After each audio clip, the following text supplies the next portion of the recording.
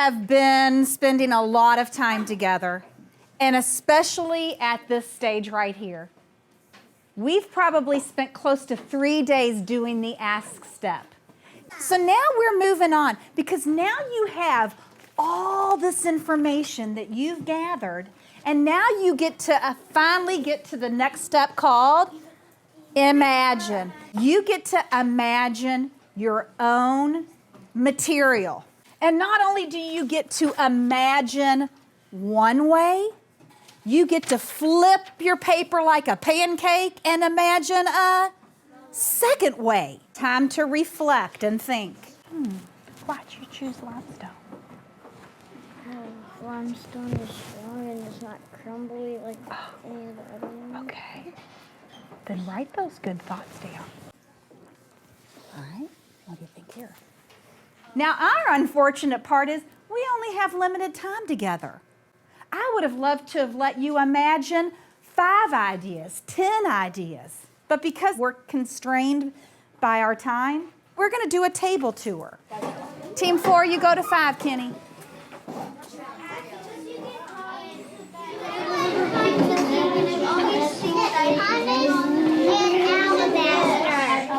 Congratulations. Give yourself a pat on the back. You just went through the next step of the engineering design process. You're going to be looking at everybody's imagines at your team. And I'll give you plenty of time to do that. And then you're going to make your final plan. One plan for your team. Start chatting about those things you've imagined. I think we should do limestone. Who agrees with me?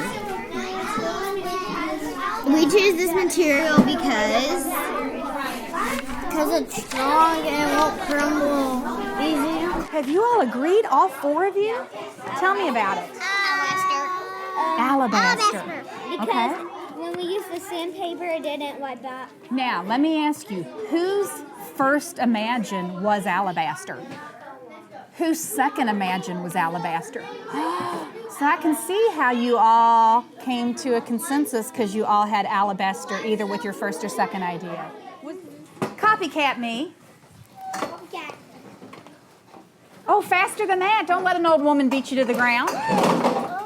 I'm going to name one of the materials, and if your team picked it, you're going to pop up into the air. Are you ready?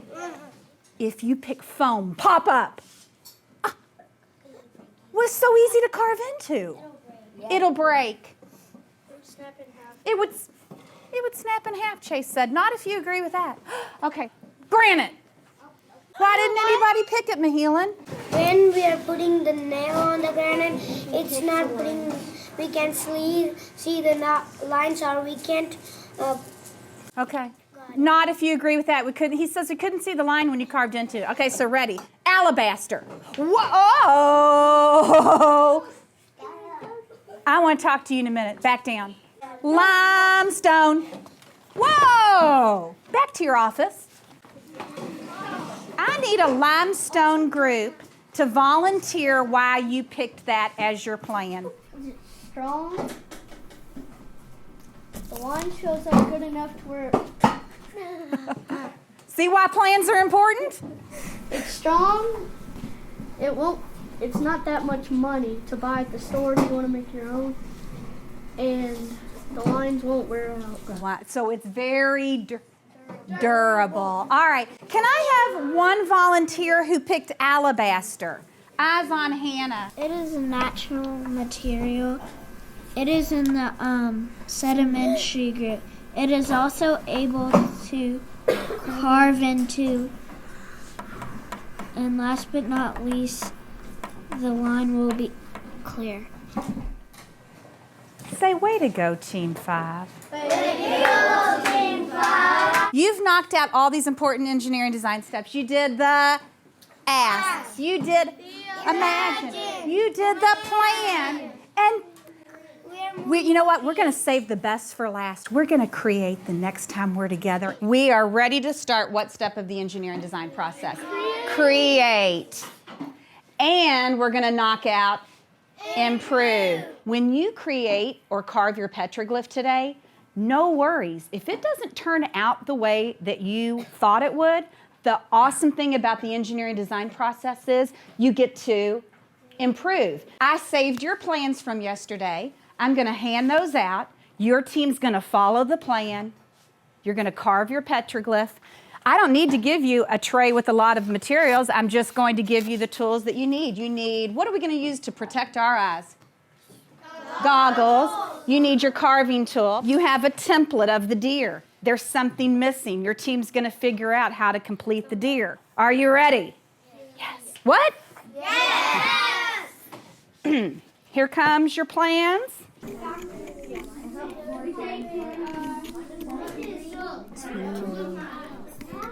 Three. Guys, does it have to be perfect? Cavemen didn't draw theirs perfect.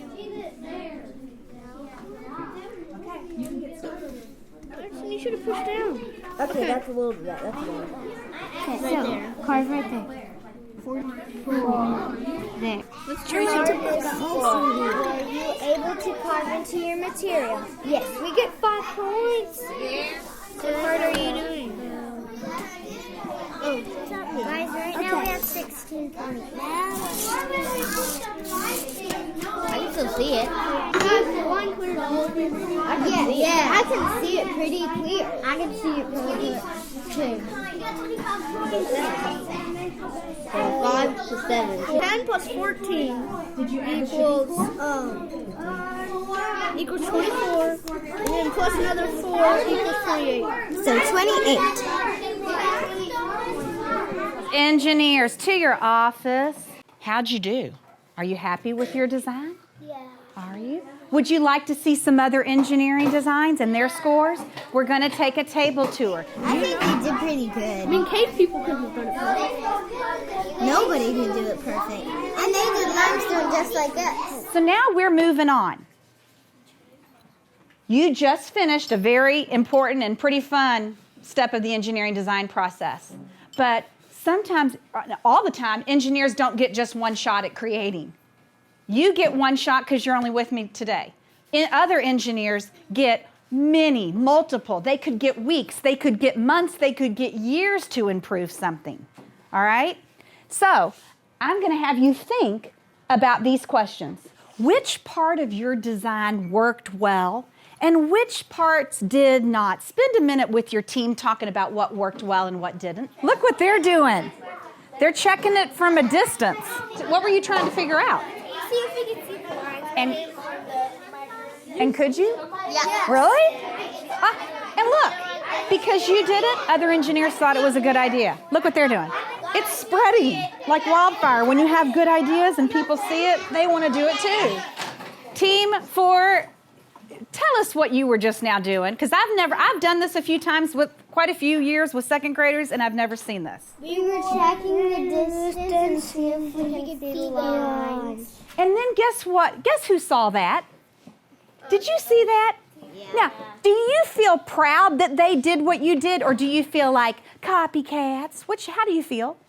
Proud. Here we go.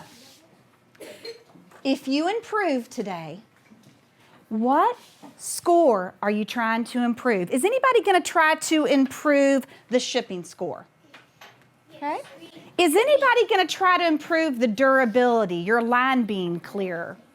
Who's going to try to improve this, the carving score? Okay. Is anybody trying to improve the material? Maybe you're switching from limestone to alabaster, or somebody's going to go to wax. All right. I'm going to give your team a few minutes to decide what you're going to change, and I'm going to see if you need any new materials. Okay? Talk to your team. Alabaster 4. Yeah. Hey, what about pumice? Because it's 6. And it's lightweight and we can carve into the lines. But let's hire a carving part. Let's do one time, okay? Yeah, that's what Alabaster did for Ian's group. If you go back to your plan side, do me a favor. If you are switching from limestone to some other material, circle it now. If you are changing your carving, wipe it off and change your carving. This is the importance so that I can have your materials to you. How about you guys? What would you like to try? Alabaster. There you go. All right, let the improve begin. Go. Okay, let's see. Don't forget to do your durability score.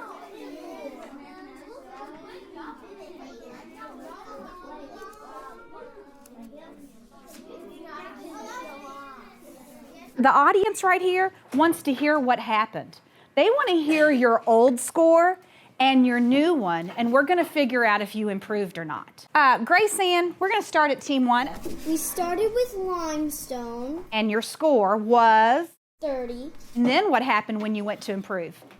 Well, we got the same score, but the line stayed a little more clear when we scraped the sandpaper. Sophia, what did team 3 start with? We started with 28 points, By using what material? limestone, Okay. and we kept limestone, but we improved because we went over it 2 times, and instead of getting 5 points, we got 7. So we went from 28 to 30. So you carved fewer times. And did it stay clear by carving fewer times? Yes. Give them a round. Oh my goodness, we have reached the end. Did you enjoy that engineer in his elementary unit? Yeah. What?